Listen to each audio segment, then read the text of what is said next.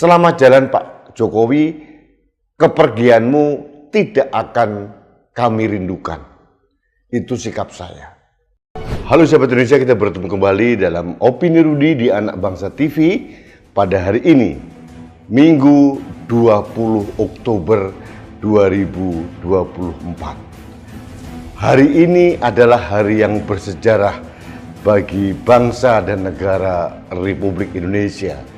Karena hari ini adalah hari terakhir perjalanan pengabdian seorang Joko Widodo atau Jokowi menjadi Presiden Republik Indonesia mulai tahun 2014 sampai dengan 2024, dan hari ini juga merupakan awal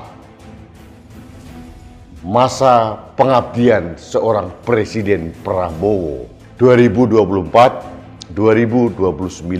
Nah, selamat datang Pak Prabowo, selamat bekerja.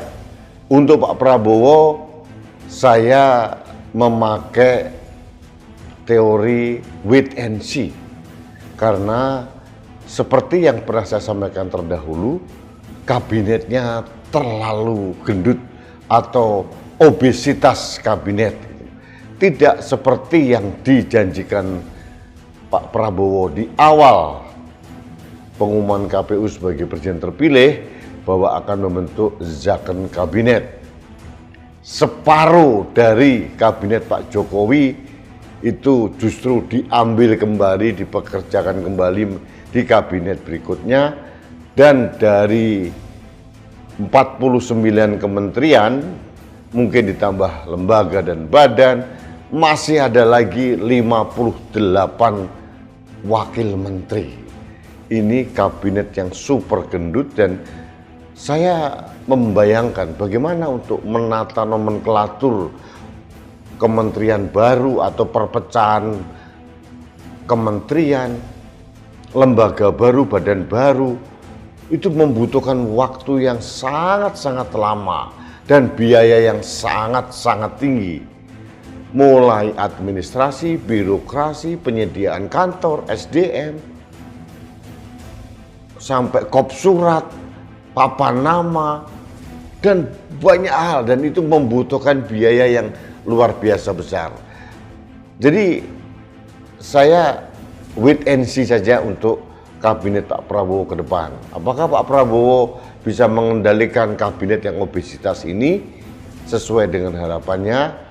Wait and see. Saya tidak mau suudzon dan tidak juga mempunyai harapan yang tinggi.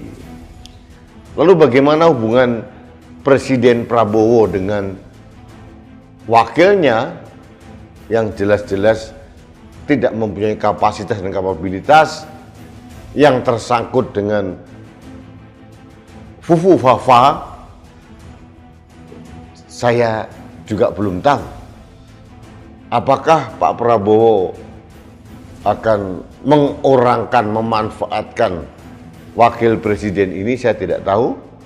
Apakah kehadiran 16-17 menteri di kabinet Pak Jokowi, di kabinet Pak Prabowo ke depan ini untuk menjaga seorang wakil presiden yang tersangkut fufu fafa?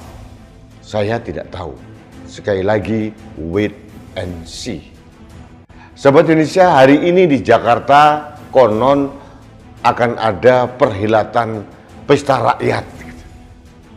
Saya tidak menjadi bagian dari itu.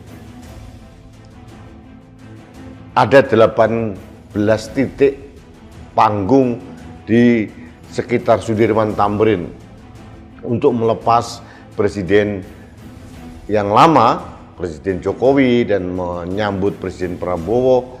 Saya tidak menjadi bagian dari itu, karena bagi saya telah berhentinya seorang Joko Widodo menjadi presiden itu sangat-sangat saya syukuri, karena saya merasakan menjadi bagian kecil dari kerusakan yang ditimbulkan akibat manuver-manuver Presiden Jokowi selama setahun terakhir.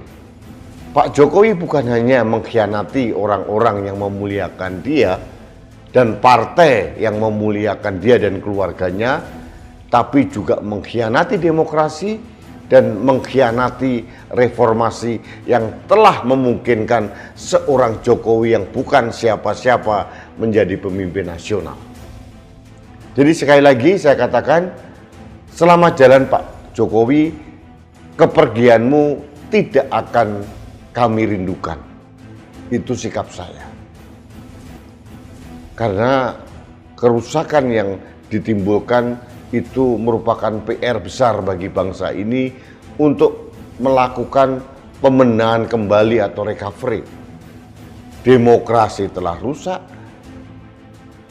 semangat reformasi sudah diacak-acak, tatanan hukum juga sudah diporak-porandakan, oligarki semakin meningkat, nepotisme dihalalkan, dan ini merupakan luka yang dalam, bukan hanya bagi partai pengusung Pak Jokowi yaitu PDI Perjuangan, tapi bagi rakyat seluruh Indonesia.